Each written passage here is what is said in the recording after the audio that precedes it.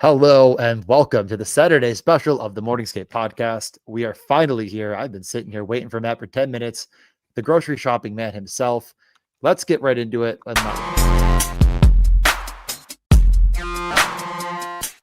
You're sitting there looking like an idiot.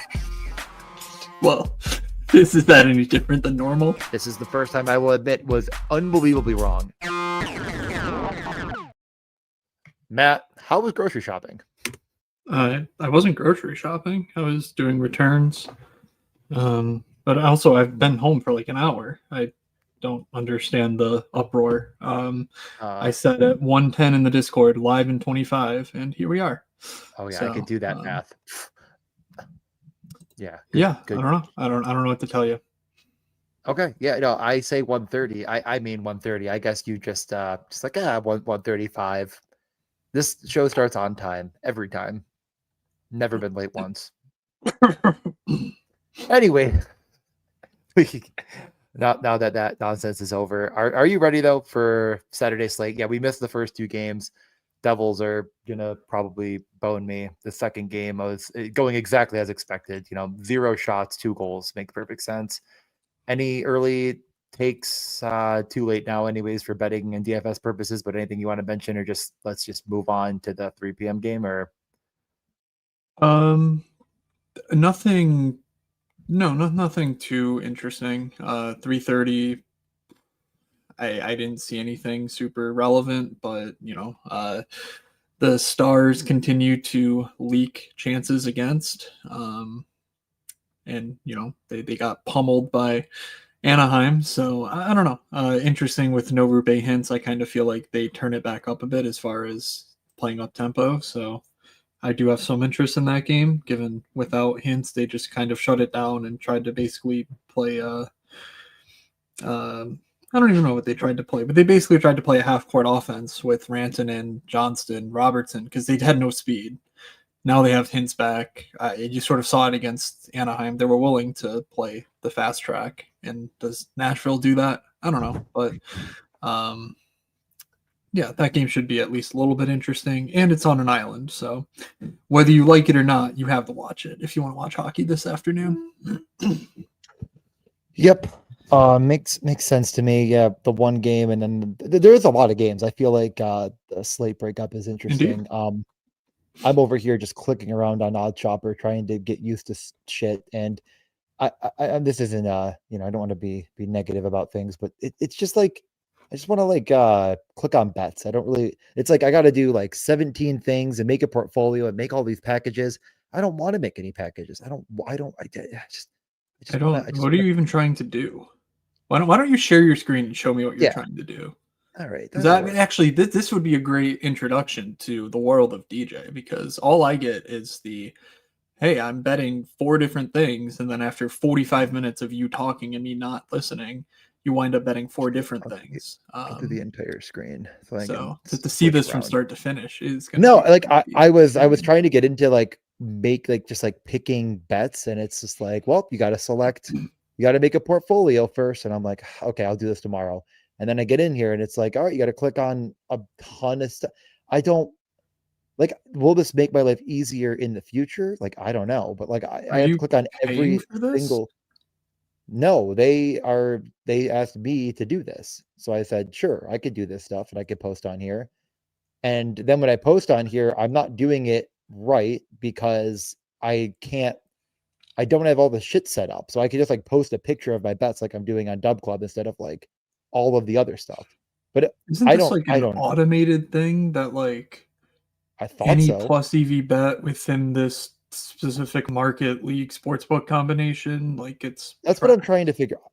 I'm trying to figure it out. I have not looked through much of it at all, and I'm trying to figure it out because just save.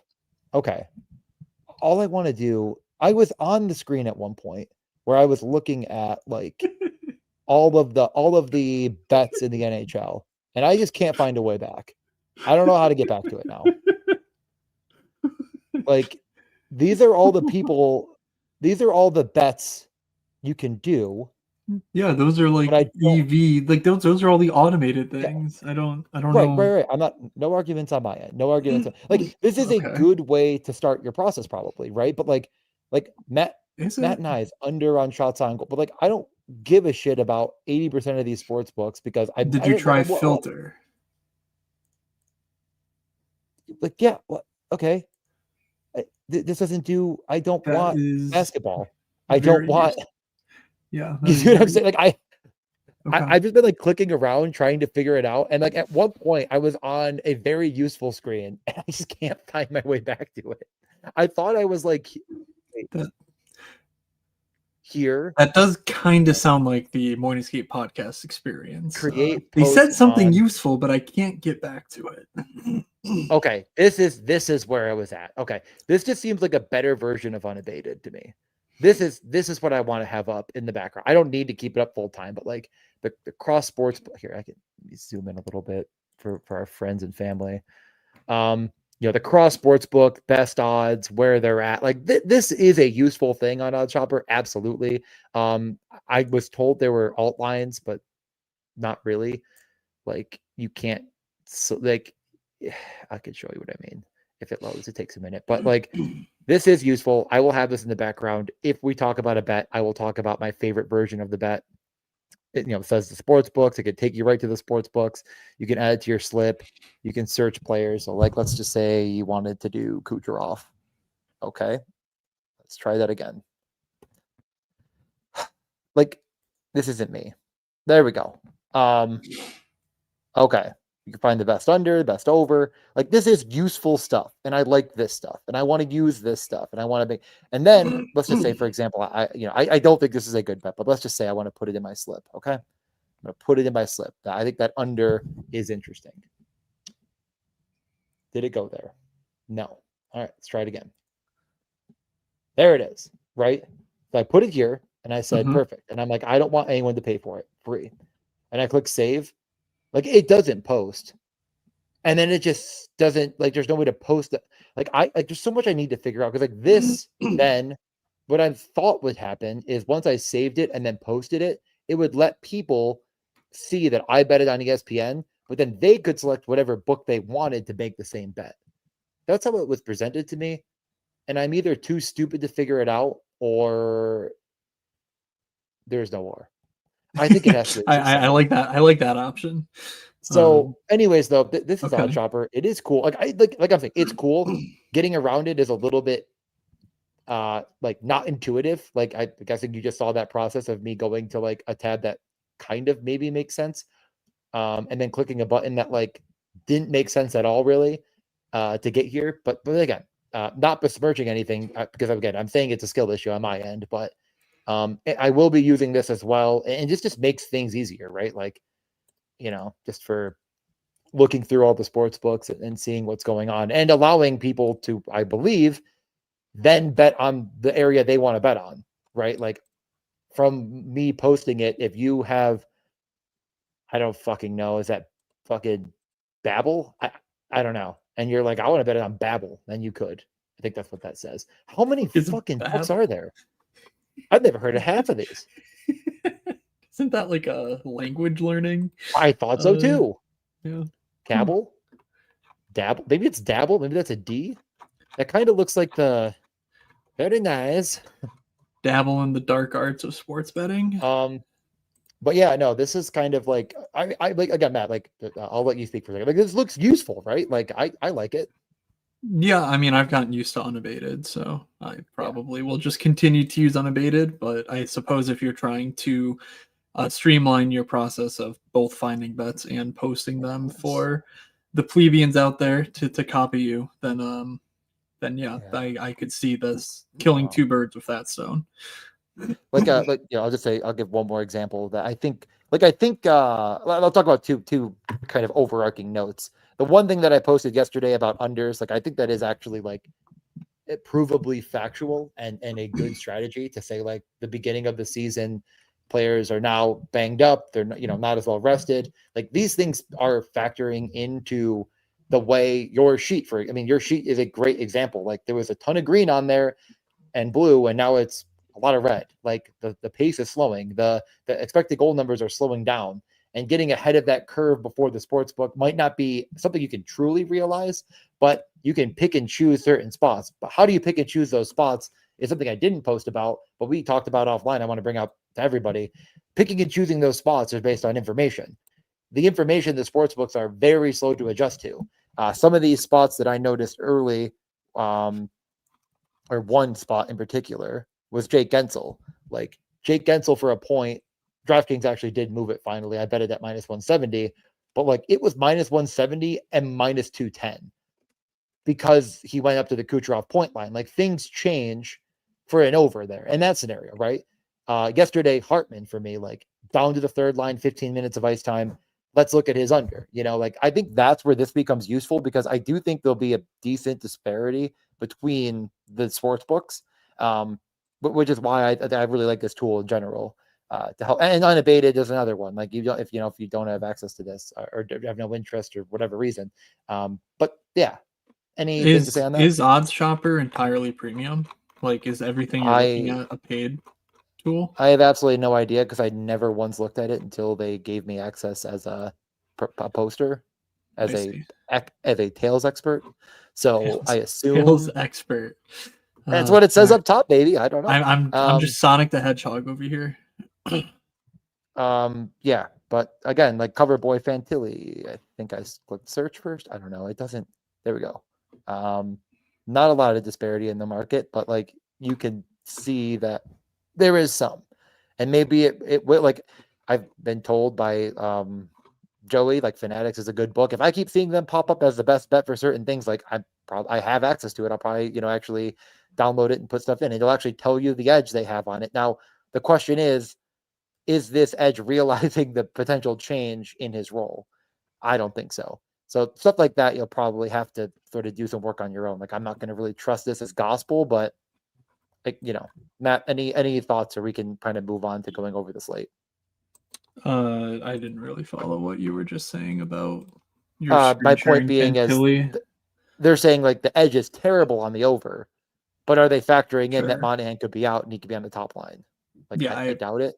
I don't know what I don't know if that's stochastic projections, if there's someone else doing something. But like, I don't know. I don't even know where it is. I would not trust anyone. I mean, I don't trust anyone's projections anyway, because like, what do I need projections for? I'm not doing a 150 set. And well, I mean, the whole point of me spending all this time is like to formulate my own, my own stuff. So, are you just saying things, or? Well, I'm just saying that, like, better, and you're better looking than everyone else that makes projections. Like I'm just being kind. I could be nice to my co-host. All right, there's nothing against it. Do you want me to stop sharing my screen now so you can share your screen? Are you ready for this next? Yeah, I mean, do you want to just? I assume you just want to go game by game now.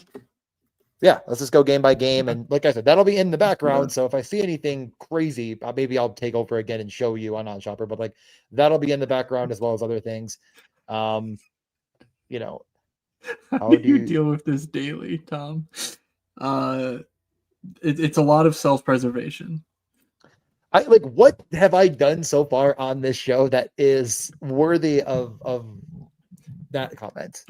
All I've done is say 13 minutes doing nothing. I think is the this is false. We talked about general strategy and options to help you utilize that strategy to the best potential. I think this is probably the most value we've ever added, ever. Okay. Well, speaking of things that don't provide any value whatsoever, let's start taking a look at tonight's slate. Sharing, changing camera, all that fun stuff, and then I will pull up the rainbow sheet for the day. I posted the early slate in the Discord, so obviously, make sure you're in there. DM one of us. I'm at Fake Moods. DJ's at DJ_Mitchell94 on X. If you want a link to the Discord, we just don't post it publicly because bots always come in and try to do fun stuff. It's the only way I know how to get porn, so really disappointing, but fine. I can't figure out anything else. All right. So we have obviously the earlier games I mentioned, Nashville, Dallas, talked a little bit about the trend with Dallas playing more up tempo with Rupe Hintz. So I kind of like Nashville a bit if you want to poke around, Forsberg or Evangelista on the top line there. Matthew Wood continues to pop, but we've discussed his minutes being an issue for multiple weeks now, and not sure if that's going to change. We do have a pretty packed night slate as well. I believe we have 6 early games and 4 night games. Let's see, yeah, Yeah, 6 there's and some late, 4. a So lot of yep, late. yep. So 7 and 10 o'clock flat. So kind of interesting. I mean, that 9:45 window will either be extremely exciting with overtimes or very boring with nothing going on. So just taking a quick peek at. Let's see, my face is blocking some of this. Taking a quick look at the games on the docket here. Carolina versus Buffalo, of course, stands out. Carolina's doing the thing where they generate reams of volume. Colorado also in a similar boat, which is a little bit interesting. By my money, Colorado's probably the best team in the league right now, just the way they're playing, the way they're defensively playing as well. Like they're just dominating teams. So they're going to be of interest. And yeah, anything else here stand out to you? Islanders, Rangers, the twin back-to-back Yeah. kind of gem of the night games. I don't know. Anything here? Yeah, I know that game on paper feels like there's value, but the back-to-back nature is a little bit concerning. Something to consider. There's a few injuries. I mean, Buffalo's probably going to be the most wait and see, but then again, the most opportunity to say, I know puck better, and I'm going to kind of push some chips into the table. We'll just kind of break it down, I think, when we get to it, although it's a terrible matchup. Carolina, I believe, I just didn't even think about it. I just assumed Chatfield was out, but I didn't actually even look. Yeah, it seems bad for Chatfield. I think it's bad. I just no idea, and that makes me feel very uneasy. Biggest probable changes, if you haven't seen them yet, Utah swapping centers. Sorry, 24 minutes ago, Chatfield to IR. Okay, so Chatfield out. Well, again, they get back Miller, lose Chatfield. I'm not saying that, I think Miller's a better overall player, but Chatfield has been one of their more shut down guys. So, it does open things up a little bit. Again, Utah, as I was saying, Hayton and Cooley are swapping. So Cooley up with Keller. Now, when those things happen, Matt, do you ever, again, you're not as much of a gambler as far as, but do you ever just take a peek at a couple of the sports books and pair those together and see if they're, massively missing the potential of I doubt they would for something like that. They probably know they're correlated enough, but does that ever pique your interest on the sports books to say, what is Cooley plus? You mean Keller yeah, I haven't. I was looking at it the other day because I get those boosted SGP things, and for hockey I'll use them. For other sports I normally don't because SGPs are a scam. But I saw I think it was something like Miro plus someone was different than Harley plus the same player, and there was no reason for it. I don't remember exactly, but it was this weird thing of, so there's something going on with the line numbers. Oh no, you know what it was actually? Sorry, it was Justin Falk compared to Dvorsky and whoever, and it was he's on the same power play with the same point odds as this guy, and it was actually better to pick the guy on the same power play as, I think it was Snuggerud, because Dvorsky didn't have a point prop. Just weird things like that. I don't know. I haven't quantified it though. That's not the first thing I think of. And the second thing I thought of when I saw that Utah news was the rider to it that Kevin Stenlund is replacing Gunther on the top power play. So I know. It's I don't even know what to say. All right, let's just go game by game though. A lot to cover. I think I did it in the order of DraftKings and here. I know before I did it in the order of the Score app. So whatever. Sure. First game though, Buffalo, Carolina, quite interesting because Buffalo without Rasmus Dahlin. If you are unaware of the general situation, his girl or his fiance went into heart failure in the summertime, and major surgery, heart replacement, all that, and I think it's okay. I mean, they said everything's fine with her. I don't know if that means like she has to go in for like another mega procedure that like, she's fine now, but she might, I don't know. Or this is just something that he was just like, hey, this sucks. Like, I don't want to be here right now. In any case, off ice stuff aside, on the ice, the Sabres are quite interesting because of that fact, and because Carolina just can't stay healthy. I mean, they're getting what I think it's Gavin Bayreuther now who got called up to Yeah. fill. I mean, like these guys defensively are just a mess. So forwards wise, they're still pretty good off or defensively. What I did want to showcase though is that when we look at like shot attempts, Carolina is still suppressing shot attempts against, and they're still suppressing goals against, but the quality of those chances is still sky high. Um, and when you talk about a team as talented as Buffalo, that is as cheap as Buffalo is, like it's not hard to see a world where these cheap guys like Rosen and Josh Stone and Owen Power on defense, like it's not hard to see those guys getting a goal and an assist and two shots and not needing a 30 shot Sabres performance to get there. So right away, I'm pretty interested in Buffalo. Based on what we were talking about earlier, I would shade it toward point props. So DJ, what are your thoughts here on the Sabres? I'm going to make a bold bet right now. I'm going to double check really quick, just one thing. So I was looking into this before we started. I did not mention this one to you, but the Buffalo Sabres had a power play in the third period that they actually swapped off Roseanne for McLeod.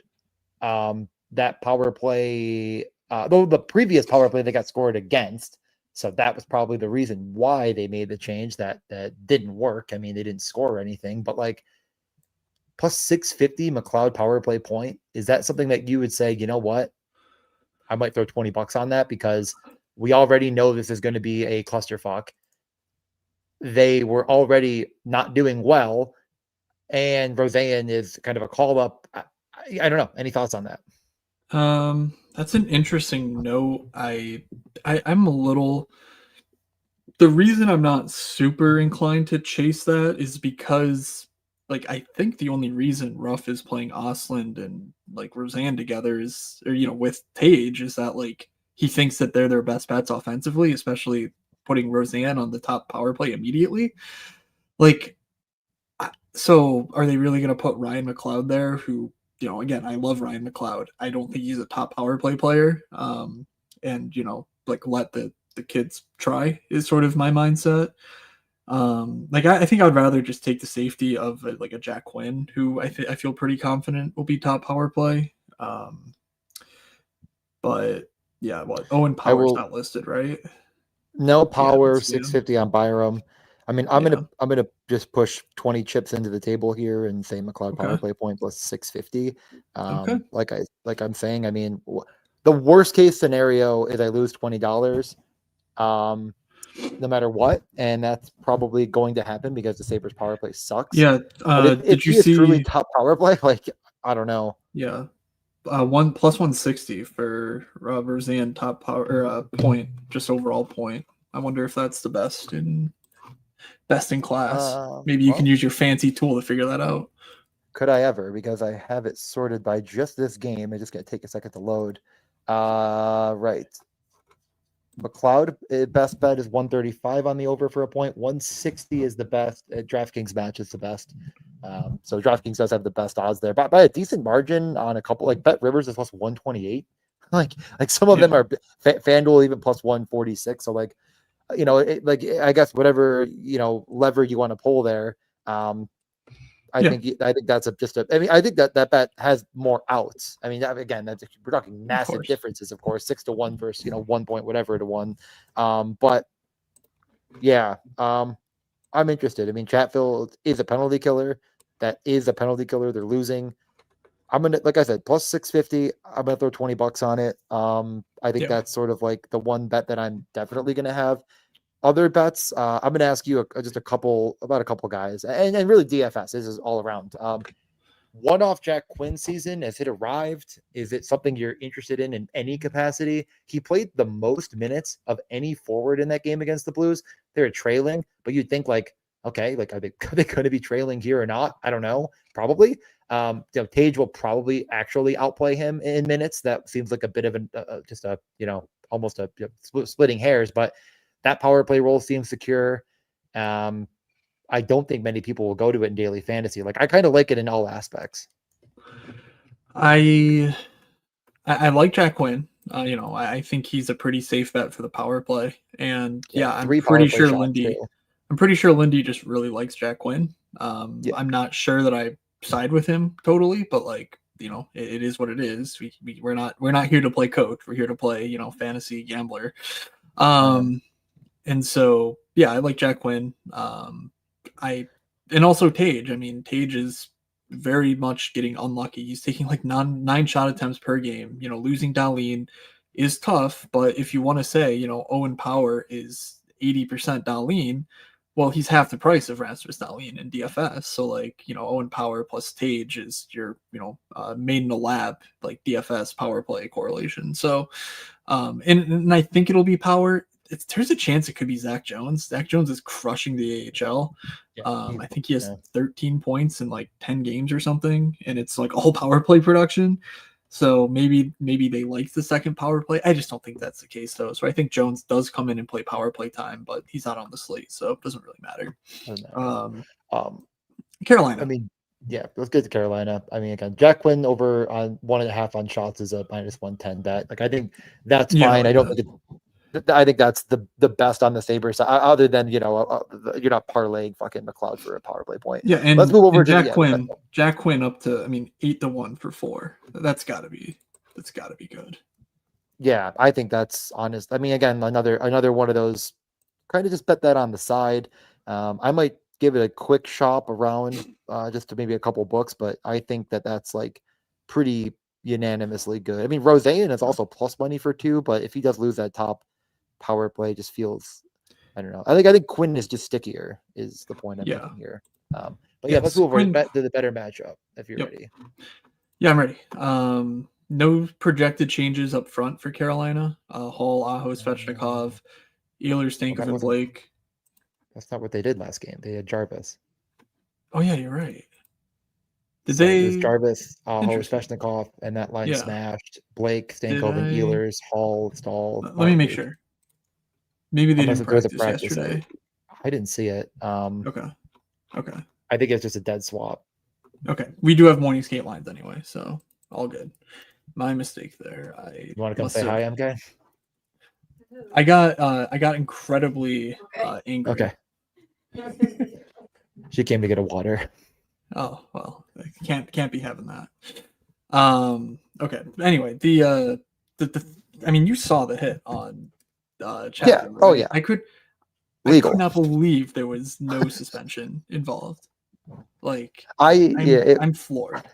He got kicked out of the game, so I think that factors in. I'm not, again, I expected maybe another game or two, but I think they're saying like he got kicked out of that game, good enough. Fair enough. I don't know. I mean, yeah, he really did take Chatfield's head and put his elbow right through it. I'm not sure what else to say. Like I think I got down the Twitter list and saw that, and I'm like, oh well, I'm angry now, and yeah, whatever. Okay, so this is all fixed now. Yep. Svechnikov is 4,300. He is showing major signs of life. I don't really see a reason to go to the second line here when the second line is I guess 13.5. The top line's only 17. You could even, I'm not suggesting this, but you could leave out Sebastian Aho and just, do something else with the money. But yeah, well, what are your general thoughts on Carolina here? I mean, Svechnikov minus 132 for a point, Svechnikov plus 100 for over 2.5 shots on goal are probably the better options there. I'd be totally fine taking a Taylor Hall under anywhere. Minus 160 for a point. I think that's fine. Like, revenge narrative aside, I guess all Buffalo did was give him a bunch of money and then send him off to a cup winner. So I'm not sure how mad he really is. But I think those are probably the avenues. The issue with unders on Carolina is really at any point at any time, every player can become a donkey trucker on this team. I do not have faith in anyone in their top 6 being a clear cut, like not involved factor. But on the same token, all of them having the propensity to shoot in any sort of a situation can also lead to other players not getting as much of the vacuum of shots. So like it really is always this yin and yang with them. I think looking at that third line, knowing it's the shutdown line, knowing it'll be against Tage does make me feel at least something, but I don't think it's necessary to be putting, minus 160 juice on a guy that at least has a power play role. So not a lot here. I think you're betting through Svechnikov. Is there one avenue that you think is better than the others for betting on Svechnikov? Probably the point, minus 135 on DK. Is it still that on DK? Yes. Yeah, the same on BetESPN. That's the best line.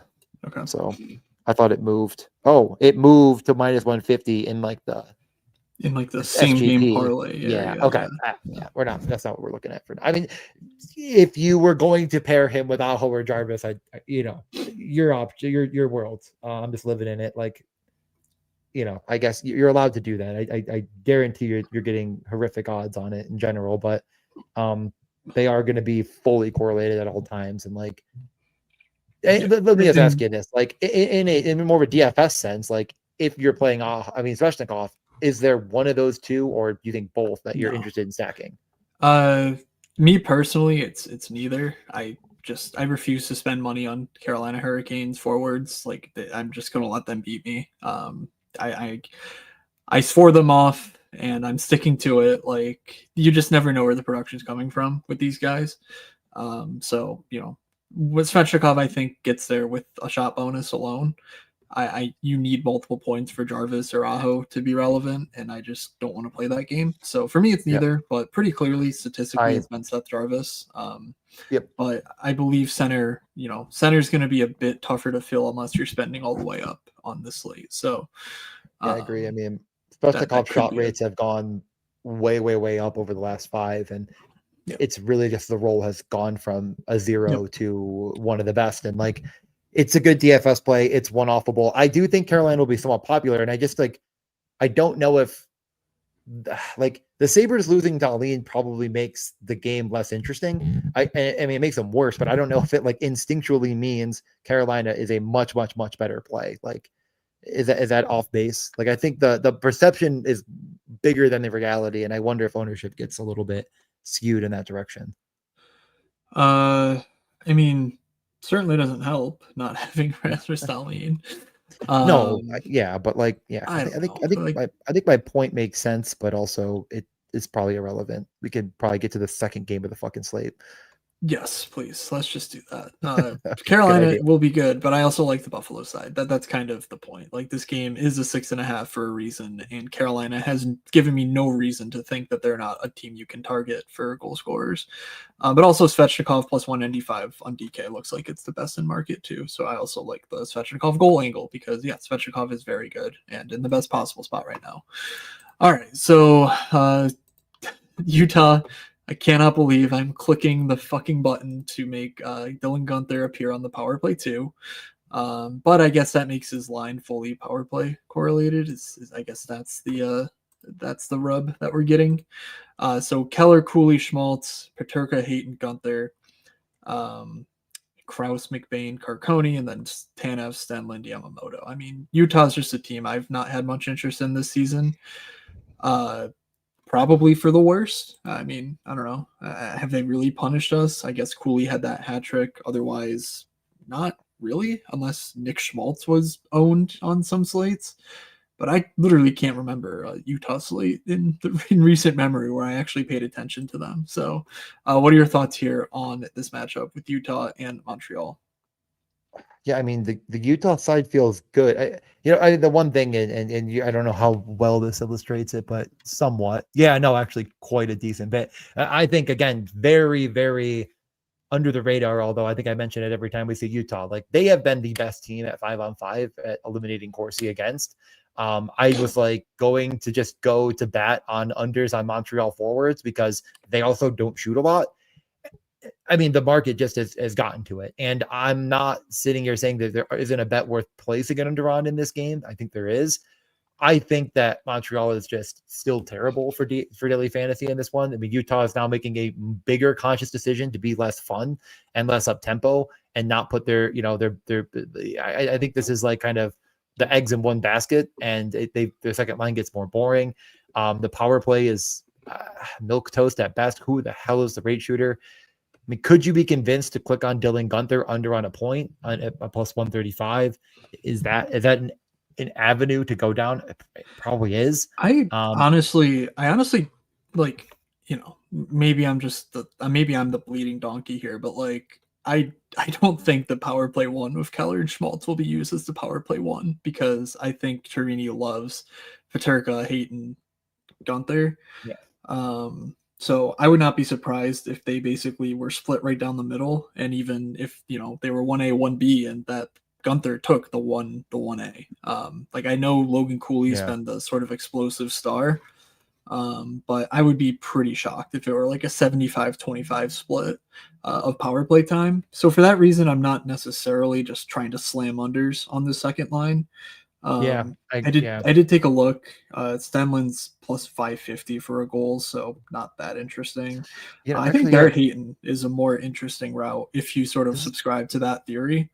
But let me pause for a second, because I think this note is actually exactly what I think is going to happen. The guy that broke the news said they wanted a guy because they're bad at faceoffs in the power play. I can almost envision it now. He takes the face off and Stenlund is off the ice as soon as humanly possible to get Gunther back out there. Like, I almost wonder if it's a total false flag. Like, I'm not saying that makes Gunther a better bet in either direction. I'm just really not that interested in. I don't know. Yeah. This game just feels like death. I'm not excited about it. So. I agree there. And there's just not a line in this game, looking through all the shots again, like, that I'm interested in. Like, I don't know what it would like. I could see Bolduc under on shots. Like, he has not really had great rates. He's not in the top power play, like minus 135 on under 1.5. Do I really want to sit here and do that? Like, the guy will shoot and give him the average. Just feel like this is a total stay away from me in all aspects. In daily fantasy, I bet people will play this top line on either side. Like, I'm just not going to do it. I think both teams are not great for daily fantasy. They're not great for betting, and the sports book seem pretty wise to it. I don't see anything that stands out as like a massive, edge on either side in really any category. So I'm down to just fade it. Super, super high upside type play. I think JJ Peterka 5+ shots is 16-1. I don't know. Like, again, he's a guy who with the Sabres had an extremely high shot rate. I think Barrett Hayton will take fewer shots than Logan Cooley, and I think that it'll be a more lunch pail type approach with this line. So Peterka might take shots from further out. Like, I think there's some reason to bet on the upside here of Peterka's shot upside. 16-1 for 5. Yeah. That's actually pretty nuts. Again, I'll probably take it. That is honestly like a different angle that I didn't consider. Like, Nick Suzuki is 10-1 for 5. Like, I don't know. You just can't convince me that, that's egregious. But I mean, again, like, these are the things that I think the sports books are wrong about. Like, what is the profile of a Peterka? Like you're saying, it definitely is to shoot more, especially at 5-on-5. If you were right, and the power play 2 is actually a bit more the power play 1, or sees maybe who did Keller drew the penalty. Okay, Peterka's unit first over the boards. Like, they just want a face-off man on each of them that they feel comfortable with. So Stenlund and Hayton are, I think either of those lead in favor of Peterka. So that's actually pretty interesting. You can even bet Peterka for one shot in the first period at plus money. Have you ever looked at those markets? That seems kind of just. If you can't bet the under on it, I usually just ignore the market, because I don't want to. I don't want to price it myself. Is sort of the thing. So, in markets that have the under, you can very easily see what the market price is. Like, that's kind of the whole idea there. So, no, I don't pay any attention to that. Peterka over 1.5 best odds for shots is at DraftKings as well. So if you just like the parlay piece there, I think that is probably actually my favorite bet in the game in general. Just Montreal, Not expecting changes from last game. They kind of shuffled their lineup a bit. Caulfield, Suzuki, Slavkovsky, and Newhook, Kapanen, and Demidov remained the same. But then we had Anderson, Evans, Valeno, and Bolduc, Doc, Gallagher. That fourth line is kind of their most fun depth line if you count, Newhook, Kapanen, and Demidov as like their second line, and then Anderson, Evans, Valeno is just really boring. Again, I think this game is kind of boring. I think Jake Evans will play more than we want him to, which just feels like a tale as old as time.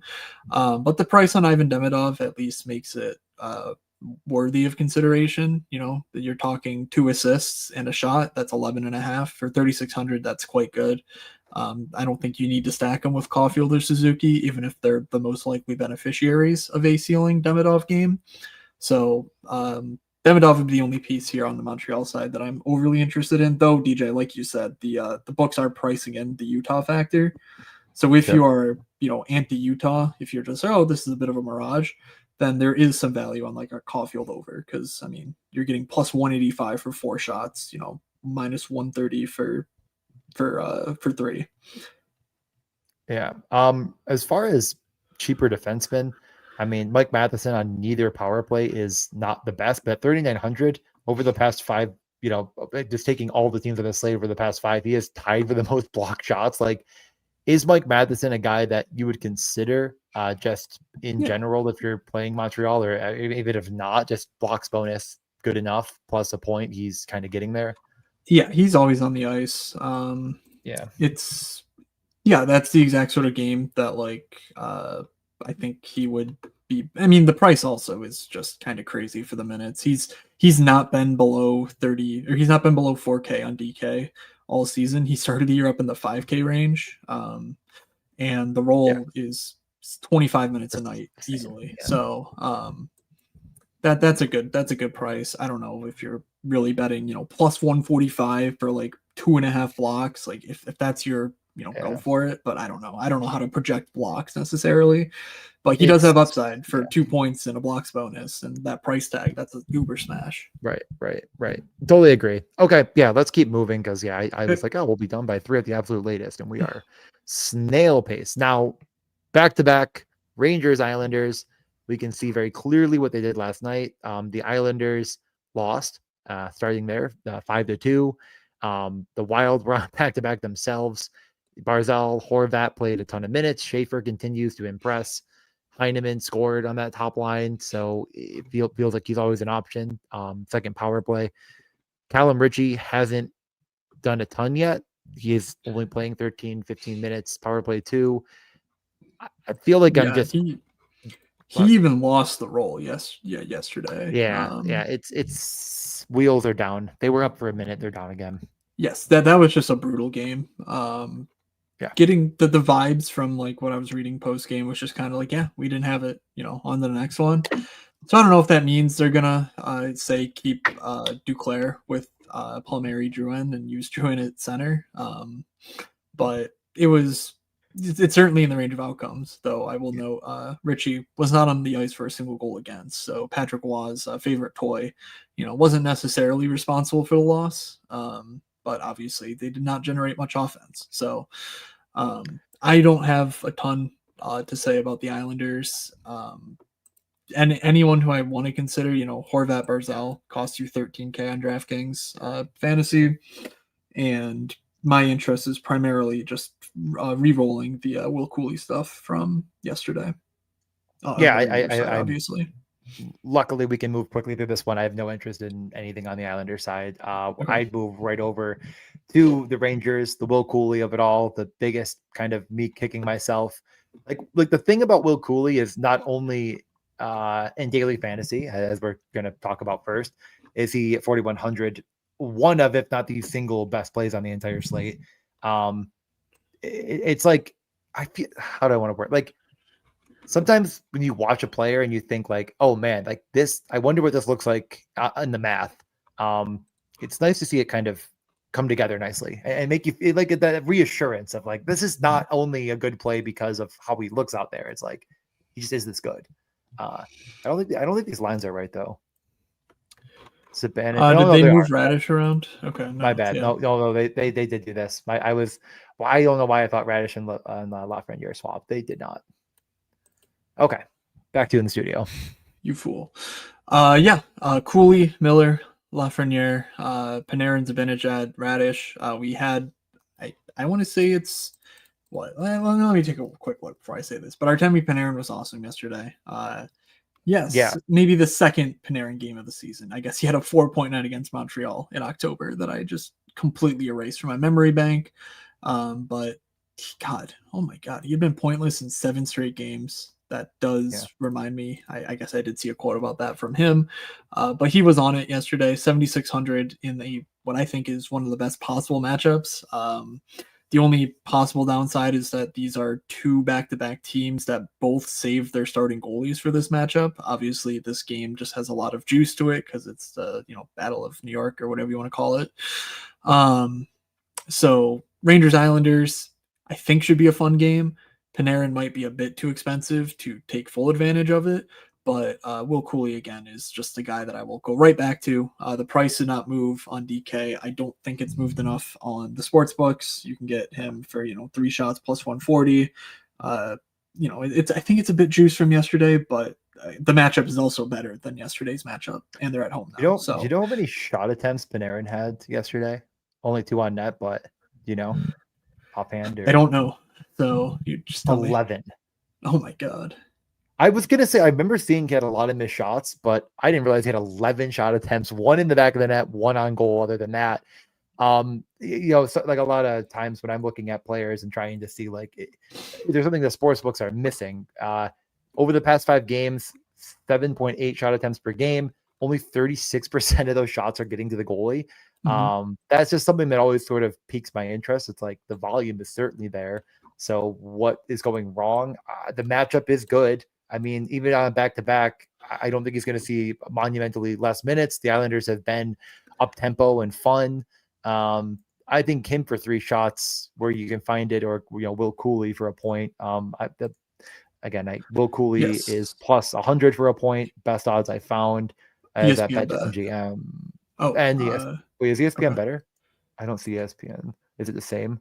I'm looking It's at unabated. So bet ESPN isn't showing up in this. Is it plus 100 or is it better? yes, it's plus 100.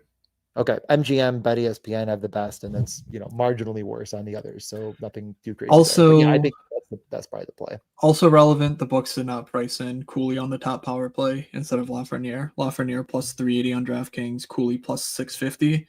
On a scan, it looks like 650 is best in market. Hard Rock, if you're in Florida, I guess, also 650, but wrong. Bet MGM plus 625. DJ. Oh, hang on 1 second. I'll be right back. DJ. Let me make sure. What? I said the number 650. You better. What up? I said the number 650. What number did you say? I heard 350 and I ran. So either I can't hear someone, and that is definitely going to be the right answer. I did not hear you correctly. No, I said Lafreniere is plus 380. So they just clearly didn't factor in the switch. And that's DraftKings? Yeah. Hold on 1 second. I'll be right back. All right. So yeah, and Will Cooley's just a good player. I think that's I should just declare that with certainty that he is, I think, very close to what Chris Kreider could offer, and maybe even a bit better of a passer. So Kreider's been awesome in Anaheim. We'll get to him in a moment, I suppose. But man, Cooley, I think, is an actual certified dude. Seattle and St. Louis. No. I was thinking about that $1 for $1 million that is never ever going to hit when you put McLeod and Cooley power play points together, and then you just don't worry, continue DJ. down. I'm keeping a round robin type parlay going that I will be firing off at the end of this. That shoots the moon. All right. Okay, the moon will be fat. Perfect. Seattle, St. Louis looks pretty bleak. I can't imagine anyone would think anything else in thinking about these two teams. Worst on the slate is in terms of 5-on-5 goals. worst on the slate in terms of 5-on-5 expected goals and second worst in terms of shot attempts. And the only game worse is that Utah Montreal game that we've already gone into great detail on. So Seattle St. Louis feels, again, very bleak. Seattle did rearrange their entire lineup. I don't know what the power plays are going to look like, so I just took a guess. Yanni Newman comes out. Eli Tolvanen gets moved to the fourth line, so I took the power play jobs from both of them to give to Catton, which might not happen, but why not try to have fun with this stupid sheet for this stupid game on the stupid slate? Catton, Stevenson, Eberle, Schwartz, Beniers, Kakko. Yes, Kakko back in the lineup for Seattle. I think it's been a game or two for him now, but he's here. Marchment, Wright, Winterton, Tolvanen, Myers, Cartier. DJ, does this give you any sort of inkling on what you want to do with Seattle? No. I don't want to do Seattle. I do. This game is interesting though. Both teams are kind of bad. God, am I gonna start to believe in Berkeley Catton already? Is that what I'm gonna do?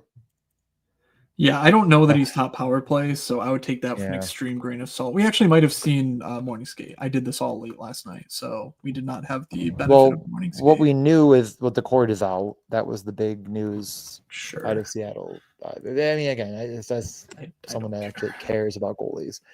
Man, this is tough sledding. Is there anything interesting on Seattle lately? Is Kakko good? No. Is anyone good on this team? Yeah, Kakko could be good. I mean, you look at last year, and outside of Jordan Eberle and I guess Marchment, he was their best point producer, but Marchment wasn't even on the Seattle, so I don't know. Kakko clearly getting back into the swing of things. I don't know if this plus 155 point prop is the right number or if it's a bit light, but it's worse, or I don't know how to say this. It is a higher number than Eli Tolvanen, who's been moved to the fourth line. So there's at least some relative value there, but also Tolvanen under point might just be the play. If you're trying to play news, that could be it. Because fourth line with Cartier and Myers is certainly not great. He's guaranteed to score if I bet it, but let's look. That is Riker Evans is back, and Alexiak is a scratch, which is interesting. Not great. Tolvanen minus 175 is the best odds. So okay, well, that is interesting. Kakko plus 155 for a point.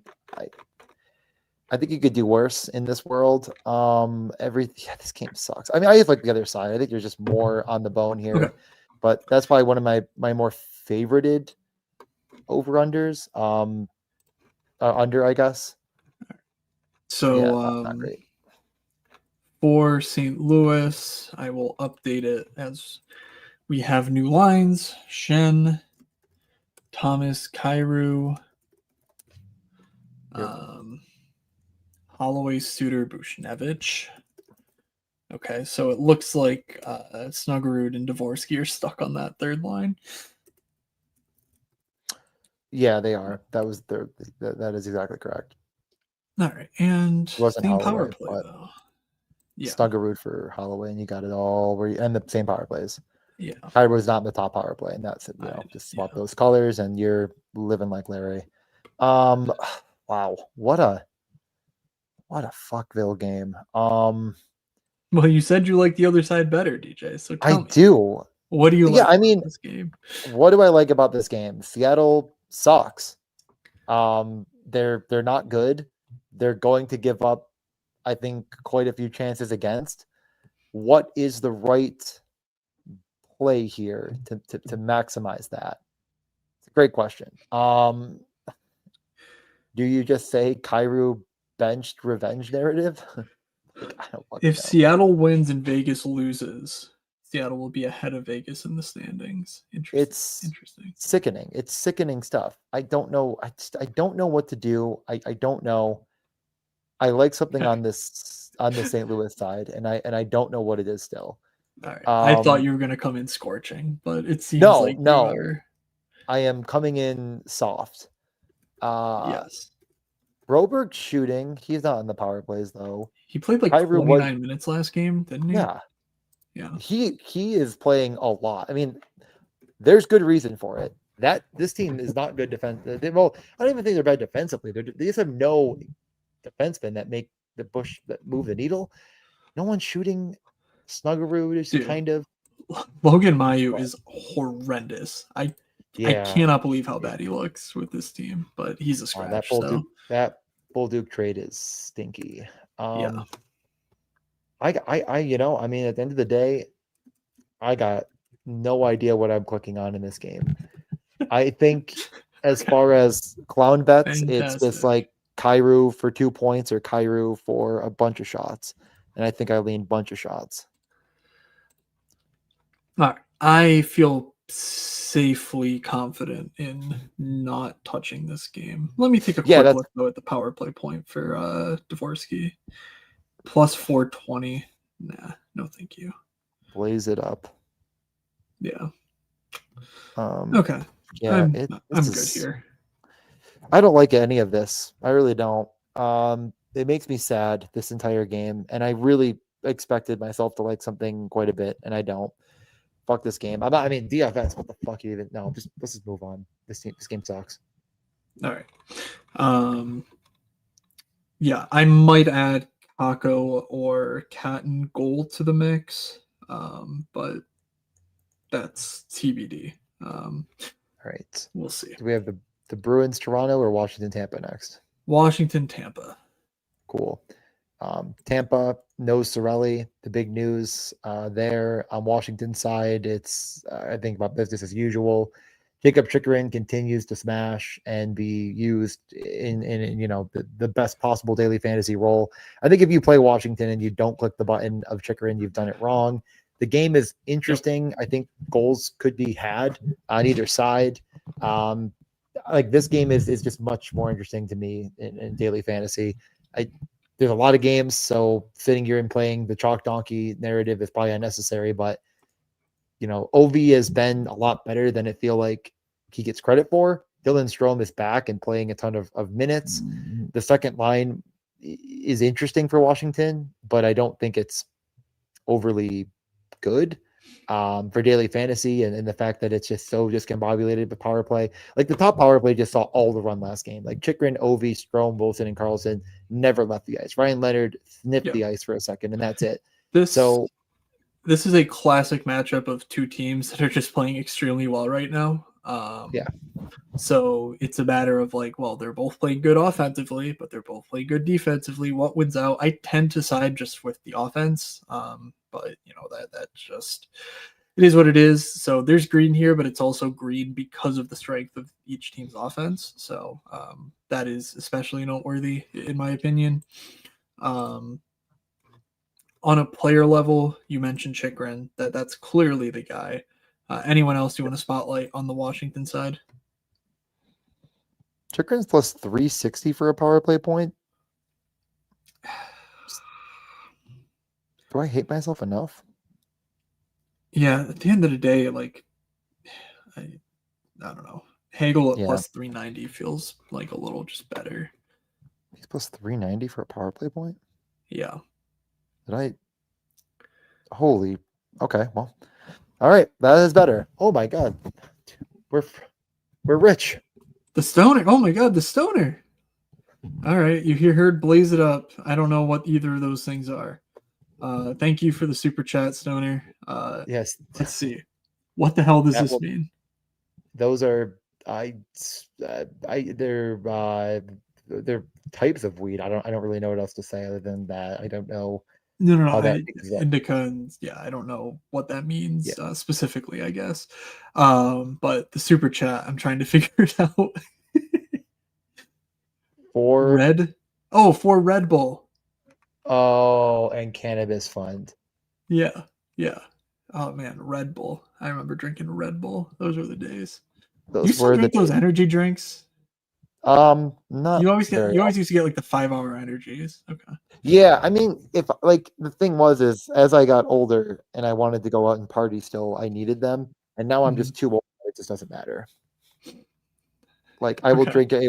I will drink a 5-hour energy, and it will only give me 2.5 hours of energy, and I'm still back by midnight. So, um, I think I got a Monster recently on a road trip, and I drank it. I would say my energy Yeah. drink consumption is once a month maximum. Um, I Yeah, mainly that's just about me with a Mountain Dew. That's my road soda of choice. If I go on a long, mine 6 hour is drive home or mine whatever, is it's vanilla Mountain Coke. Dew. I will if I go on a long road trip, I Interesting. get a vanilla Coke. Yes, almost All every right. time. Well, Was anyway, keeping track of all appreciate this. you, Stoner. Thank you for keeping the chat light. And yes, he did decode it for us. Red Bull and Prey Munchies for Buffalo. For the Buffalo Stoner, obviously. Yeah, So notoriously anyway, never had any bar food. Um, yeah, you mentioned your surprise at Brandon Hagel's power play point price. Comparatively speaking, oh, I fucking reloaded the page instead of searching, which is quite you annoying. Dumas. I am a fool. Such a fool. Yeah. I mean, okay, let me ask you this, okay? While you're reloading things. Gensel back up to the top line. Has not been on the top line. Since he's been demoted, the I mean, volume of shots has cratered. But now he goes right back up. I mean, this is again, like I mentioned this to you yesterday. I was like, you know what bet I'm really considering is Coronado. And my soft bitch ass didn't do it because I'm a coward. 11 shots on goal for Matt Coronado. Really, really well, probably should have done it. And now I'm sitting here yeah. today looking at the lowest price I've seen for Jake Gensel probably all season. He's plus money over 2.5. Back up to the top line. Look at this lineup. Okay, let's ignore the top 4 forwards. We have Dominic James, Gage Gonzalez, Zemgus Girgensons, the corpse of Oliver Bjorkstrand, Curtis Douglas, Yanni Gordon, Pontus Holmberg. You tell me which one of those players, minus like kind of maybe Bjorkstrand, has even the relative chance of shooting multiple pucks. Like this team is so incredibly one-dimensional. Like every offensive draw will be Gensel, Okay. Point, and Kucherov. Hold on. We got a new power play in practice this morning, so scratch the Hagel thing. Oh, you're right. It was Radish and fucking Yes, Bjorkstrand. it's a You're fucking Radish right. and I Bjorkstrand. retweeted, this, yeah. These Yeah. stupid fuckers, man. Radish played they're going to be 11-7. Radish going to play 8 minutes. God Yeah. fucking damn it. I hate this so much. Again, like I was going to go back to what I was saying though. Like Jake Gensel for Yeah. Okay. 6 shots is plus, 15 to 1. I mean, maybe too far, but just fucking 4 shots, 3 shots. I don't know. Like, am I crazy? Am I nuts to think that Jake Gensel at the all-time low? I mean, again, like his rates over the past 5 games, he is averaging 2.2 shot attempts per fucking game right now. 6 shots on goal in the past 5. And the sportsbooks have nuked him, but he's been playing with garbage in a terrible role. He's now gone back to the role that he had before. Like, why not jump on this? Do I know this Finley character? Joe Finley? Yeah, I don't. Is it Joel Finley? I thought that was like a giant defenseman. Joe. Yeah, me Joe too. Finley. Okay, yeah, That's what I was thinking. I'm just leaving the 4th line out because I don't care enough. This anyway, team's horrendous. what you were other saying? than the top line, yeah. So what you were saying, Gensel, that is an interesting trend. I cannot say I've paid close enough attention to his prior props to know, which direction it's moving. I certainly do think if you can construct that sort of narrative, that Jake Gensel does make sense. 4.8 shot attempts per game over the last 10. Elevated to the top line, top power play, no question. I do wonder. Sorry, what? Isn't this not that hard to figure out on a natural stat trick? What his previous shot prop lines No, are? no. Like, just look at this season with Kucherov and without for forcing him. Yeah. Do you want me to do that? Are you asking me to do that basically? Yeah, let's just do it. You'll do it faster than I'm trying to do it, and I'm clicking Yeah. buttons, and it's slow because I have 47 tabs open. So why don't we do this, right? Let the people are interested, right? Jake Gensel in a black hole of offense lately. His numbers have never his sportsbook numbers have not been this bad all season. I'm gonna sneeze. So Jake Gensel, Because he's been on the team for 2 years, I'm going to include last year's numbers too, because I can't imagine why they would have And, changed. and I'm going to assume I Like Kitties gave us $1.99 just to do this for. So thank you, I Like Kitties, for adding more to our piggy bank. We'll put all this money that we get donated onto one bet for as much as physically possible. No, I think I Like Kitties is giving us money because we saved Brock Faber from fantasy irrelevance. He That scored was brave those of us. couple bullshit goals, and then immediately just starts nuking. I mean, he had a snipe against the Islanders. He didn't have to bounce it off the backboards and off the goalie's face or whatever to score a goal. He So stopped anyway, beating. Yeah. Go on. here is Jake Gensel. Here is Jake Gensel with and without various teammates at 5-on-5. He's obviously spent the most time with, Point Kucherov. So for comparison's sake, let's look at Anthony Cirelli, who he has 230 minutes with. He has 8.3 shots on 12.2 shot attempts. With Kucherov, it's actually a tad bit lower than that, which is a little bit interesting. Let's see if there's anything noteworthy from this year. But again, if we see anything super interesting from this year, it might just be small sample size is the way I would think about it. So yeah, Cirelli, 71 minutes, 0.107. Those would be the two guys I look at, and it's a little bit higher with Cirelli again. So yeah, I don't know. Why did he stop shooting over the past 5 games? The world may never know. DJ, it might just be variance. I hate to tell you. Well, color me varianced. He wanted to ask if Kesselring goes double or triple bonus today. Triple. Oh, you fucker. Points, shots and blocks. I agree. Yeah, I don't know. Did we get we didn't get lines this morning, right? Because I was interested if Power Kesselring were going to play together or not. Anyway, did not get. Thank you. I Like Kitties. The support does mean a lot, even if we're dunking on you and making fun of you with the Brock Faber thing. It makes it worth the time at the very least to get a little. No, he's dunking on us. How could the Brock Faber's giga smashing every fucking night? Like he's back to dunking on us. Well, yeah. Now. Okay, we're trying to posterize him, and he's just swatting us away easily. But anyway, my God. Oliver Bergstrand, that feels like the rub here. Everything that we've here's the pitch for Oliver Bjorkstrand. He's been in the bottom 6 all season long. He was so bad on the power play, he lost his power play job. All of a sudden, someone gets hurt and he slides into the top 6. He's alongside Brandon Hagel, who is one of the best players in the NHL. Like, just, fantasy aside, Brandon Hagel is awesome. Yes, Dominic James might not be it, but certainly playing with Brandon Hagel is a big deal. Also, getting on the top power play of Nikita Kucherov is quite good. Does Darren Radish, is he going to score a power play goal and steal all the fun? Yeah, probably.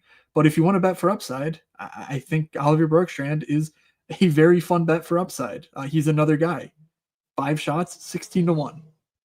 Is it likely to happen? No, it is not likely to happen. But that is why you're getting 16-1 odds on a guy who is top power play and on a line with Brandon Hagel. Again, one of the best players in the league. If you want to play a little bit safer, Bjorkstrand plus 350 for a goal, you can probably shop that to be a bit better, though. Any thoughts there? No, I mean, I largely agree with everything we're saying. I mean, this is a good offensive game with potential for goals. It's a 5.5, but it's shading towards that over. However, they're going to get there. Yeah, I'm interested. I'm interested in everything we said, and I think at the end of the day, I'm going to be a coward that goes back to Gensel and believes in the magic. As far as the best odds I'm finding for Bjorkstrand to score, I am still scrolling. Plus 378 is what I see. 350 is it's 100 points better than FanDuel, though. 90 points better than FanDuel. So 350 is very, very good. The 378 is something I've never heard of. Starts with an N. I don't even know what this is. Novig? Well, I guess they don't have any VIG. I don't know what that is. Except they do, because the under for that is minus 415. So it sounds like VIG to me. I don't know. I'm not going to get into it. Interesting. I will be suing. Anyways, let's keep it moving because we have lots of games, and I was really trying to be hard stop at 3. So, all right, Boston, Toronto. Here is the quick and dirty matchup. Boston doesn't look great. Toronto's been fine defensively, but then goaltending wise, Toronto is not getting it as of late. I don't know if that's a specific game or specific goaltender, but you listen to Toronto and the entire season's falling apart, and they're still a pretty good team. So Yep. I don't really know what to make of it. Any narrative infused thoughts on this game? Nylander and Pasternak are best friends. No, that is true. So keep that in mind. Other than that, there's Fraser Minten. Yeah, I can't. Right? Wasn't Minten a Toronto draft pick? Oh yeah, you're right. And they traded him for Carlo, Brandon Carlo. Okay. Brett, who was tied for most block shots was Brandon Carlo, I believe. Wow. So there you go. Brandon Carlo gonna step in front of pucks. His over-under is 2 minus 150, I believe. Minus 148. Honestly, I think you could do dumber. You could bet something stupider. I mean, you certainly could. Noteworthy on the Boston side is the continued presence of Victor Arvidsson on the top power play. He is 3,600. He has been quite good all season long. He's basically doing what we thought he would do alongside McDavid in Edmonton, but he's doing it for the Boston Bruins. But he's just fine, and that's pretty good for a team that just needs top 6 forwards. He's shown that he can do that. So I'm not spending for Pasta in this matchup. Pasta's just not been good enough to warrant it. My God, there are new lines in morning skate. Come on, I can't do anything at 2 a.m. Like I can't do anything at 2 a.m. I guess. Thank you though for noting that. Geeky, who's Nadinov, Pasta. Oh my God, Alex Steves, whatever. That's also a Toronto draft pick, right? It sounds familiar, but I don't honestly know. Yeah. Okay. Well, anyway, seems like what the hell middle happened stats to a scratch? No, middle stats a scratch or hurt or something. Probably a scratch. Boston hates fun. God. Okay. Yeah, I mean, I'm completely uninterested in anything on the Boston side. Like, cool. If you want to bet Fraser Minten for the revenge narrative, I think you would do. I guess you could get power play time with no middle stat, but yeah, I mean, we're really splitting hairs here if we're arguing who's going to be the power play over Casey Middlestat, who has been completely irrelevant. Fraser Minten, Kastelik, Janot. If he doesn't get power play time, good fucking luck, buddy. Yeah. Yep, that's about right. Okay. Still Arvidsson here. Alex Steves has a pretty good AHL year last year. So I don't know. You're not gonna find him on. I don't know. You can get him 6-1 to score. I don't know. Just whatever. Who cares? He's a player. Right. Toronto. Okay. Tell me there's new lines here too, because my God, just fuck I'm almost. No, I think that's exactly correct. Yeah, it looks great to me. Cool. So I think you're good, unless if they swapped. It was definitely Robertson, Tavares. Yeah, it was McMahon. I'm almost positive on that. Yeah, that looks okay. That looks right. Yeah, top line's really, really good. I don't know. I want to go back to Nylander for shots. That's the first and foremost. I like it in daily. I honestly like that top line a lot in daily fantasy. It's incredibly difficult to fit in comfortably, and there's tons of upper tier stacks we haven't gotten to yet. But Oliver Ekman-Larsson was getting quite a few of the ozone draws as well as the top power play. Like, it makes it somewhat affordable, and I probably do add that to the 3-man to make it 4. I don't know. It's all around kind of tough here to feel good about. This matchup doesn't scream incredibly good, but Austin Matthews and William Nylander together don't need too much to, get a smash a Slate. Like, it can happen. Yeah. Interestingly, this is a spot where the OEL power play news has triggered on DK 3-1 for a power play point for OEL plus 380 for Riley. So nothing there. Yeah. If you were thinking about that, plus money for a point in general could be interesting with no Chris Tanev. Like OEL is kind of filling that minutes vacuum, so you're kind of getting it good on both ends of it, with both just the 5-on-5 role and the power play role. So that would be the one thing that I maybe consider. And 2 points at plus 650 if you're looking for super upside. Yeah. Again, I just don't think they're accounting for his increased role at the moment. Yeah, the under on Morgan Riley point was something I was actually kind of in on, like no power play Ooh, role. He's with Carlo. It just didn't, like I said, didn't look like he was getting the ozone draws anymore. Those were going to OEL. It's minus 134 best odds. It was right around there on DraftKings and other sports books that were yeah, equivalent. I think that's probably the under to bet. As far as shots are concerned, I didn't really see anything that ultra stood out. OEL for a point on the over side is plus 120 on Fanatics, plus 110 basically everywhere else. Like, I think that's an option. But I think if you're getting bold, like my bold take is just Nylander for 2 points, plus 150 or something like that. Like he's just so ultra talented. Playing with Austin Matthews, it's interesting to me. does Buffalo Buffalo have a just Waffle House? no, they're nowhere Yeah, in the okay. Northeast. It's like I did. Is there one in Philly? I didn't even think they got up that far. I don't think so. No, Can't I say think I've looked though. it's I think there's like one almost in like Pittsburgh on the south, and like other than that, they're like all southern. It's not a northeastern thing. Okay. Yeah, I like the what you mentioned on the Riley under stuff. Yeah, Even though the power play point seems to have adjusted, the baseline point probably not quite accounted it's the for there. same. Yeah, And and like I and yeah. Well, if sorry. I had to pick a side in this game, I think it's Arvidsson stuff, but the Toronto is also interesting. Just yeah, given they're the better team. And top line DFS, of course, 24K for the three, but if you can find the money for it, absolutely interested. Okay. To the late games. Colorado, Edmonton. Colorado, like I said, one of the best teams in the NHL by my money. So they look quite good here. Edmonton, not so much. These are the 5-on-5 trends, of course. And looking at the players, McKinnon's shot volume is a bit lower than expected. All the Edmonton stuff is lower than you'd expect on a shot attempt basis. So we are looking for efficiency here. Do we find efficiency in either side of this matchup, DJ? Um, yeah, I mean, there hasn't been a lot to spend up for in daily fantasy so far, other than Toronto. We find it here with McKinnon, Nachos, Kale McCarr. I mean, I don't think I'm going away from that, but it is getting quite expensive.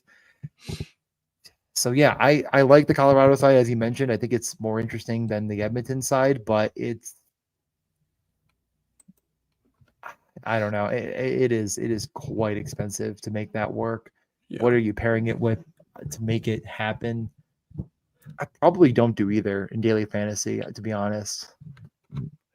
Yeah, let's see. Do we have lines? Of course, that's something that I I believe don't. I flagged this game because stupid stuff. But um, yeah, When did Colorado last they play? called up Daniil Gushkin or God Gushchin, Gushchin? Yeah. our savior. So He is a guy that can score a goal. yeah, When but did Colorado last play? Tampa on the 4th. Okay. yeah. Wait, someone brought their cat to the. Wait, Oh no. what the hell's happening here? McCarn, yeah. What? Oh, that's there we go. I that why is Okay. I what? Okay, well, there's a cat at the game, so I So am over 50 goals. yeah, so I am winning money here, I guess. I'm trying to figure out if that's a lost cat or if someone brought their cat or what the hell's going on. Lehkonen, McKinnon, Nachos, Nichushkin, Nelson. I was wondering if it was Colton or because obviously they've rolled through Olafson, Landeskog, and Colton here. But I don't see anything official there, so I'm assuming they keep it Colton. Yeah, Colorado's been very good. I think it's mostly just betting through their main power play guys. So, Victor Olofsson continues to score, so you got to keep him in mind. Brock Nelson's been quite poor, so I don't think Olofsson's power play role is at risk at the moment. And so long as Olofsson stays off of this true fourth line, I think his minutes will be okay. They're never going to be great anyway, so I do like just chasing Olofsson if you're stacking McKinnon, or even playing Makar with Olofsson. Just for the power play stuff there. Makar is a separator at defense in a way that McKinnon is not really at the center position, just given how loaded it is tonight with McDavid, Matthews, Draisaitl competing. So, any further bets or Edmonton side? Edmonton side has a couple things that are more interested. They did go to McDry plus Roslovic. They practiced yesterday. They practiced today. I swear to God, they practiced yesterday with different. 2 hours ago, Draisaitl, McDavid, Roslovic, Podkolzin, RNH, every coach. I hate every sport. Every coach, every sport. Actually, I hate this sport, I should say. Every coach in this sport is out to get me. Okay, well. I don't know why you want to be mad at me. What do you like about it, DJ? I don't know. Is Roslovic minus 110 Roslovic, right? I'm not losing my mind. I think that's right. I don't know. Who cares? Minus 110 for a point. Does that do anything for you? It's good. I can't dispute that. Perfect. I know you want to because you're a hater and a bad person, but I mean, again, I don't think you have to overthink this one too much. And where is that offered?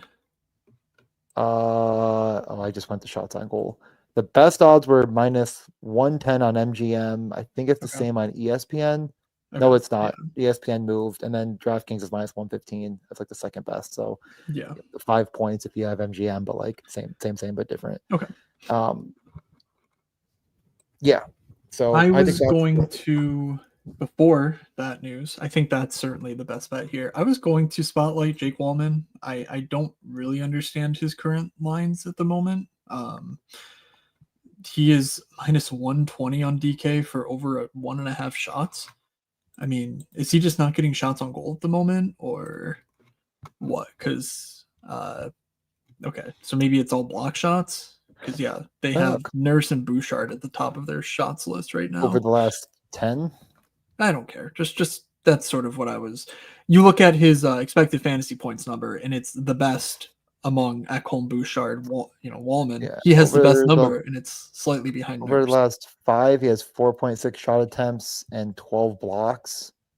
8 shots on goal, so 20 shots plus blocks over the last 5. It's pretty good. Okay. Over the best 10, if we get a little bit further out, 12 shots on goal on 4 attempts per game and 21 blocks. So, 33 shots plus blocks over the best. Only 9 actually. I don't know why it's not in. Wait, he must have missed a game in there. I don't know. Maybe I don't know. In any case, there was just sort of a mismatch between his shot prop and like his DFS viability, which is partially covered by the blocks bonuses. I don't think that's a surprise. He's only played 9 games this season because of his injury that he had to start the year. That would be, I think, what you were referencing. Yeah. In any case, though, yeah, he's the sort of guy that if this game script goes away, I think it does, and Colorado's up too, in the second period, like you could see, just firing pucks from the blue line, and Wallman's certainly one of the guys that will abide to that. And, you go to boost his shots up, and it's just, 19-1 for 5, like almost any of the latter stuff makes sense. 4 is 7-1. So maybe you can shop that around, but certainly I think there's upside of Jake Wallman, given what we know about him as a hockey player, despite there not really being like a clean, like, oh, he's going to play with Draisaitl. Like, I don't think that's ever happening here, but it's still pretty good. All right. We know the power play for Edmonton. I'm not going to fix this. Florida, San Jose, let's keep moving. Yeah. But 2 or 3 games left. I don't even remember at this point. Florida, 3. Shit. Well, whatever. We press forward. Florida, I feel like they've been on the West Coast forever. They play the back-to-back San Jose Sharks. The lineup, I believe, will be about the same as we've seen as of late. It's discombobulated. It's a team that's not played very well, but they're playing a team that seemingly should be much worse.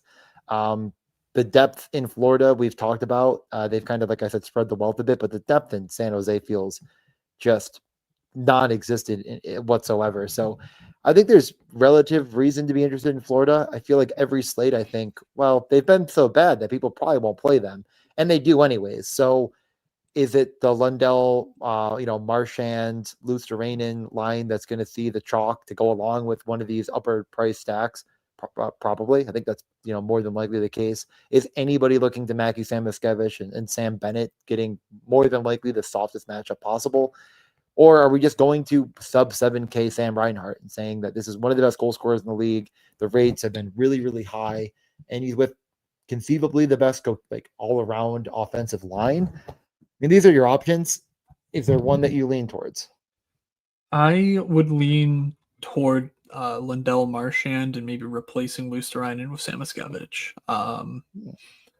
Yeah, Marchand's been quite good. I don't think I want to spend 1,300 more for Sam Reinhart.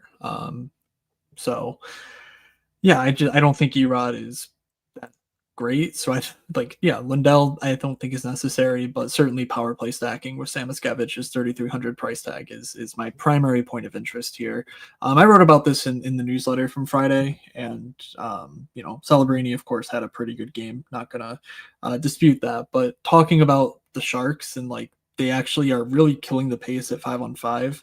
But on the PK, they're still getting run over. Obviously, they fared well against Winnipeg, and Winnipeg has a better power play than Florida, so we'll see. But on a back-to-back, too, San Jose's, I think, just lack of talent is showcasing itself on the PK this season in a way that it's not at 5-on-5. So taking advantage of the power play spot for Florida is what I would want to do here. Yeah, All right. I don't think Reinhardt, like I said, has been really good, but I don't really see anything else that's apparent, obvious, have to consider. Marchand's been very involved, and I think I just go down the same rabbit hole of just saying I don't really care about anything. If I'm stacking Florida, it has Reinhardt and it has Marchand. Those players are getting involved if they get there. So I like it, and I think that's a way to get a little bit different. I even would consider Seth Jones at 4,500. I mean, we've talked about Forsling being an option. Seth Jones is starting to get to that point, I think, with his price. That's okay, he's been very unlucky. His rates over the past 10 have been pretty fine across the slate. So I think that's my three man. If anything else. All right. I don't think I have anything else to share. But I mean, I'll just repeat. Mackie Samoskevich is 3,300 on DK with 11 expected fantasy points and 7.7 actuals. He's performing very, very well right now, and that price is just not reflected given the matchup and everything else. So he's almost a lock, in my opinion. San Jose, no firm word, but I think we could get William Eklund back here. Yeah, I don't see anything official, but obviously with the back-to-back, we just won't know until later. So Eklund was close as of yesterday. Colin Graf was with Wenberg Kurashev. That seems pretty clearly where he would slot in. But otherwise, it's very much so the case that it's the top line: Toffoli, Celebrini, Will Smith. So any thoughts on San Jose? I'm not playing them. I'm not touching them. Everything about, look, Celebrini's 8,100. It's not a good price at all. He's been fantastic. There is no arguing the results here, but everything to me screams regression the other way. I feel like I'm not gonna say I was the first to the punch, and I certainly didn't benefit from it, but I was saying the Celebrini should turn it around with better line mates, and boy, fucking howdy did he ever. 18 points over his last 10. The rates have been good. The usage is undoubtedly, I could just say easily the top, 5 in the league among forwards, if not better. On the same token, they're not good enough to support the price tag. The players around him are not good enough to support, in my eyes, kind of going all the way in on it. So I think at the end of the day, I'm just not doing it. and I'm going to be just fine. Not fading a back-to-back Sharks team. Okay. Yeah, Samoskevich would be how I want to build this game out. He's a bit less like obvious of a value on the sports books, but I think there is still a little bit there to him. And if Sam Bennett returns to what we think Sam Bennett as, like Samoskevich should be able to put up points in a way that just he hasn't been because Bennett's been so bad. So I don't hate the idea of adding a little Mackie all right. Samoskevich gold to the crazy bets Okay. slip I have going. I'm going to have quite a bit to get done after this. So to the final two. Columbus redid all their lines. I saw that, so that's great. Very true. Wood, Monahan, Johnson. Oh wait. Yeah, I would. Oh, I do have these. Perfect. Cylinder, Coyle, Olivier. Yes. Chinikov. Okay, so I guess daily face-off was sleeping yesterday while I was grinding. So Voronkov, Fantilli, Marchenko, Wood, Monahan, Johnson, Olivier, Coyle, Cylinder, Chinikov, Jenner, Del Bel, Belouz. Any word on the power play? Didn't see it. The Monahan thing is he might not play, but then he practiced, and then it feels like it's possible. It's a game timer. So this feels like a pretty clear sign that Monahan's going to play. So I think so too. I'm also projecting him to keep the top power play role, though that obviously very well could go to Adam Fantilli. I think this is great news for Kirill Marchenko, though. Fantilli is very similar to Marchenko in that they explode. Monahan sort of plods. Fantilli explodes up the ice, and that certainly matches Marchenko and how I think of him. So that is my immediate preference. But any thoughts on like 4,400 for Onkov or any other considerations with this matchup? No.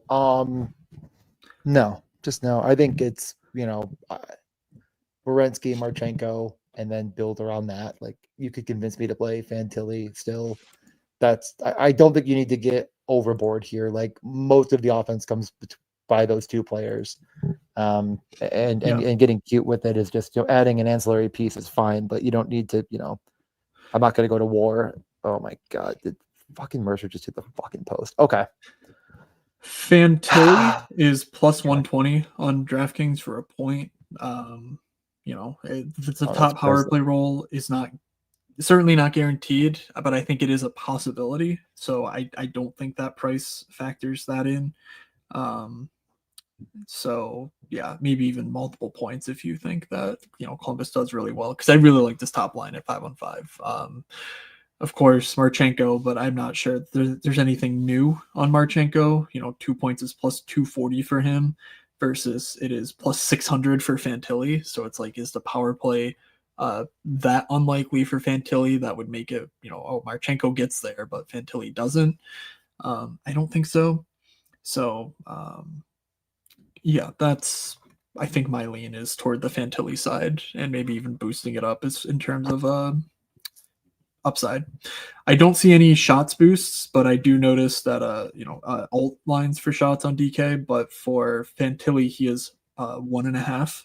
It's minus 182, a lot of juice, but that's like no different from Voronkov, and I think those two are very different players, shot rate wise. So I also like that if they do end up posting that. Vancouver. Oh, yeah, right. Not posted at all. Wow. I was going to say that was there earlier, but it's not there now. Yeah. Okay.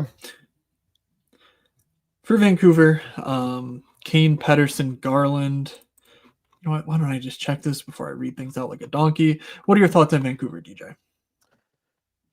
I mean, it feels as if Evander Kane on the top line has really opened him up as back to the donkey chucking Evander Kane of the past. It's been nice to see that he is shooting quite a bit. They're getting to the net. He's been involved. He's not in the top power play. Similarly, Jake DeBrusk has been pretty good, but I just don't think you get away from that top line. Like, I'd probably just do the whole thing or nothing at all. I don't plan on playing it though. Like, Quinn Hughes is too expensive at 7,300 in my estimation with the way he's playing. So I think at the end of the day, I'm not playing Vancouver, and I'm just fine fading them, and I'm not really worried about it. Okay. Yeah, and they did lose their most recent game, so I don't see lines for them, but I might have. Okay, we did get lines yesterday, and I did input them properly. So the only thing I will say is that it's a little bit interesting that I click in and I see, hey coach, why is Quinn Hughes struggling? And then I see that Quinn Hughes, if you grant that he plays primarily with Elias Pettersson, well, hey, why isn't Quinn Hughes putting up points? It's because every time he gives Evander Kane the puck, Evander Kane takes it and chucks it 55 feet at the goalie, and then the play stops, and then it's over. So that's certainly a concern, but 13 expected fantasy points, like I don't mind that for DraftKings. Like we're talking a top line that is less than 17K. I think the Fantilli line is going to be quite exciting, both ends of the ice. So Quinn Hughes is a bit unnecessary. Like I think Makar is just much better for a similar price. But yeah, Vander Kane, is not a guy I would leave off if stacking Vancouver is sort of what I'm saying there. Yeah. It's top line or bust, and I think I'm just saying no, but I get why you do it. Not a whole lot else there. Okay. Pettersson, Garland, they're also producing, but they're less donkey chucker. So you kind of get a nice mix, I think, as a stack. Pettersson just lives on the ice. It's just it's look at the rest of this team. DJ, don't you remember like 2.5 weeks ago when he was getting 16 minutes a night, and people were like, why isn't he playing enough? And the coach was like, I don't know, shit happens. And everyone's like, well, what do you mean? He's really good. And now he's playing a bunch. So yeah, it turns out people are stupid. More solidifying top line or bust. Like, and I get this, like, it's a little bit different, but I don't know if it's different for the right reasons. I mean, I don't know. Go all the way. Probably a better for the smaller slate, the turbo. But let's get to the final game. We have gone way past what I wanted to. All right, Vancouver and Anaheim, or sorry, not Vancouver and Anaheim, Anaheim and Vegas. I mean, this Anaheim train continues to roll. The Cutter Gauthier experience is incredible, but they run into their toughest test yet, the Vegas Golden Knights, who just gave up 6 goals to the Tampa Bay Lightning, and oh my God, DJ Anaheim scoring 6 again, aren't they? Yeah, they will at least have 6, if not 7. It's just Christ. Yeah, I mean, in reality, you know what? I don't even know. I honestly, I'm so broken by the way this has continued to unfold, where every time I want to stack against Anaheim, I feel like a fucking chalk donkey. And then I try to convince myself to play Anaheim instead and jump in on that bandwagon and just continue to ride it. And I'll play, didn't you just find a way to sneak out playing it wrong in a 7-goal game?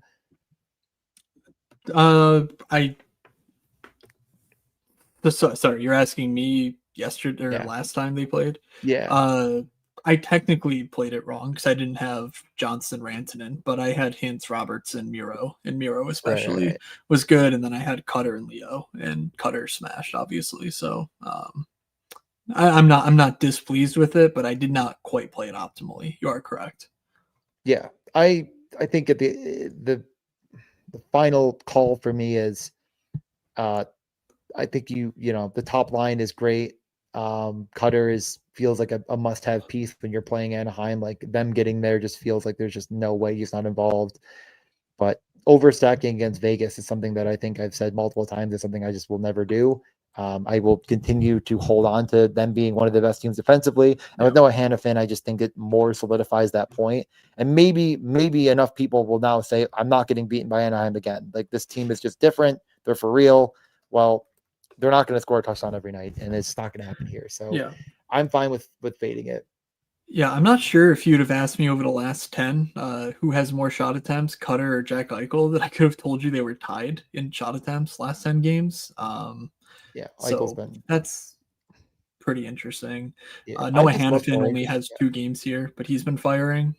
And yeah, this matchup certainly bodes well for rangy defensemen who sometimes will shoot the puck, and Miro Heiskanen just smashed, and 4K Noah Hannafin, and like, he is playing 24 minutes a night and shooting a ton. So, like, definitely in play. I mean, I'm bound to just move over. I mean, moving over, we look at a 5,800 Mitchell Marner, and the problem there is it just feels like too obvious of a play that it won't be chalk.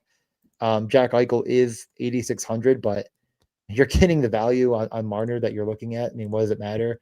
3,500 for Barbashev, 3 point, 3 shots, 2 goals last game. The minutes are lesser, but he clearly is a guy that can function with two of the best players in the world. So, I mean, it's obvious. It's just very easy to click. Could you consider going the Hurdle Dora 5 route, equally very cheap, playing it with Yeah. Theodore or not? I mean, they all seem good to me. I honestly, I think it's very possible that Noah Hannafin gets power play 1 looks as well. Their power play 1 is just not clicked since Shea Theodore got up there. So 4K Hannafin, I have no, and Eichel Theodore play together so much, that leaves Hannafin to go with like the second line as well at 5-on-5. So honestly, you can have multiple paths. I think you're fucking spot on. I think that's Yeah. exactly what they're gonna do. I mean, they gave it a look. It looked like last game too. Okay. With Hannafin over Theodore. And Riley Smith has been atrocious, but like this third line is 9,300 on DraftKings. There are a ton of spots to spend up, even if you're not on the McDry train. There's Toronto, there's Colorado, Kucherov. So there's a lot of spots that you could spend up for. This line has not been good, but they could be good. And you could do the same thing where you play Riley Smith, Carlson, Howden with Hannafin and just say, Hannafin's a good play on his own. Maybe these guys, together hit that.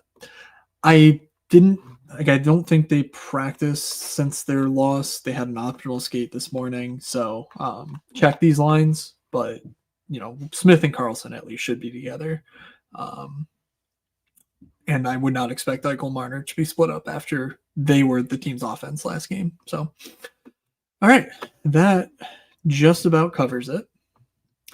I don't know if there's anything else you want to do or if you just want to get out of here. Top stacks, guarantee goals, and let's go. We could wrap this up in a couple minutes. It's a massive slate starting at 7 p.m. We went through all of it. I feel like I was largely negative, but I will give a just circle. I mean, I think Marner, Theodore, and Eichel, if you throw Barbashev in or not, is one of my top stacks for sure. Yeah.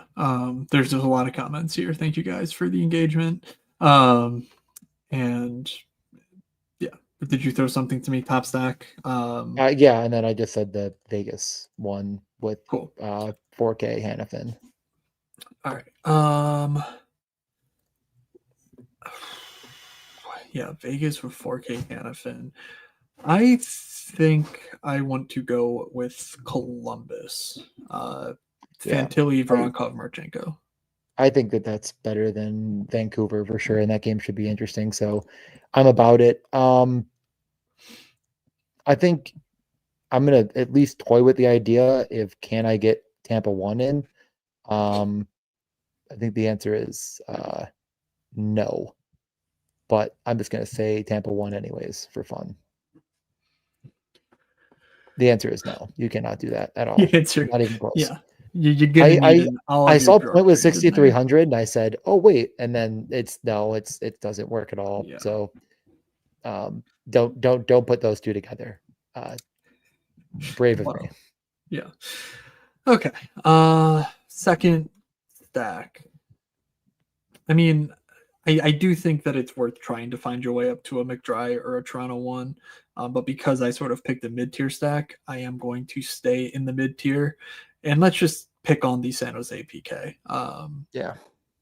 So Marchand, Mackey, and let's do Sam Bennett. He's been a bit better lately. He's 4,700. It's still a bit too expensive for what he's been. But if I'm playing Mackey, I could play Lindell there, but let's live a little. Sam Bennett, Sam Miskevich, Brad Marchand. Fair enough. Let's finish it with guaranteed goals. I'm just going to pull up something to look at them, give the best odds. There we go. I think we mentioned quite a few good spots, good bets, good players, and good positions to score. I went first with the stacks. Do you have a first guaranteed goal, or do you need me to try to take one so I can stall for a little longer for you? Let's go JJ Peterka. Guaranteed there goal. He is. 4,100. I don't even need to write it down. I'm sure that's great. I will go with Sveshnikov plus 195. It is best on DraftKings, actually. I mean, maybe if you shop the nonsense books, you'll find better, but Sveshnikov, I still think is a value at that price. That leaves me 6,900. Very nice.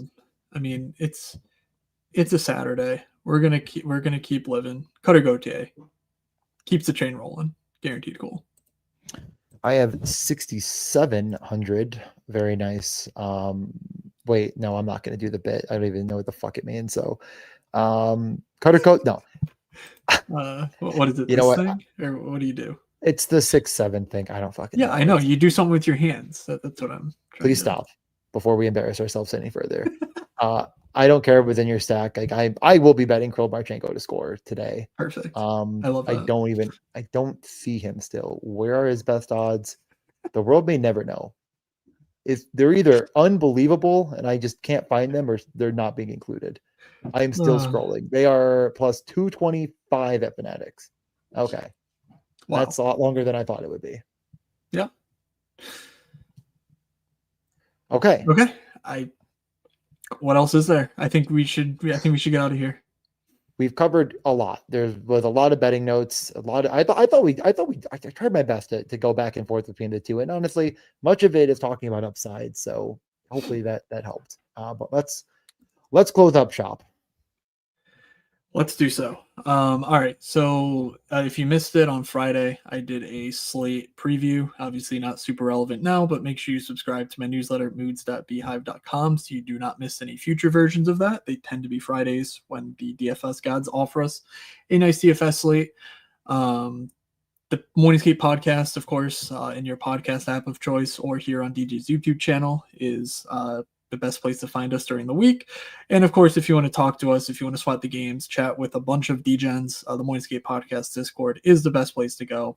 And I will say, if you want specific DFS, obviously, I focus on DFS. So my talking is mostly about my DFS process.